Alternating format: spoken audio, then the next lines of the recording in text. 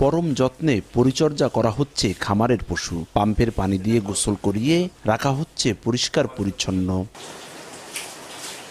কোরবানির হাট উপলক্ষে পশু লালন পালনে ব্যস্ত মাদারীপুরের খামারিরা। ছোট বড় প্রায় ৮৭০০ খামারে প্রস্তুত করা হচ্ছে ৩৬৫৯২টি পশু।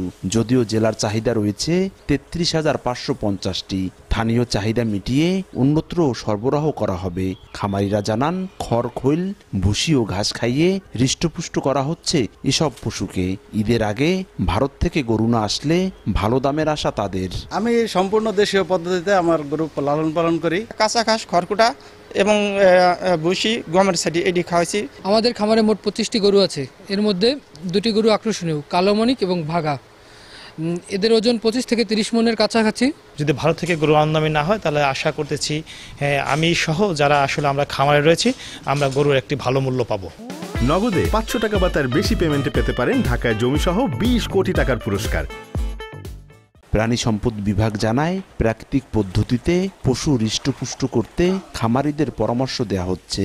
বিজ্ঞানসম্মত উপায়ে যাতে ক্ষতিকর কোনো কেমিক্যাল ইউজ না করে সে গরু হৃষ্টপুষ্ট করতে পারে সেই বিষয়ে আমরা সার্বক্ষণিক তদারকিতে আছি। জেলা প্রাণী সম্পদ বিভাগের তথ্য মতে মাদারীপুরে অনুমোদিত হাটের সংখ্যা 32টি। তবে ঈদের সময় এ সংখ্যা বাড়তে পারে। আর হাটের জন্য 24টি মেডিকেল টিম গঠন করা হয়েছে।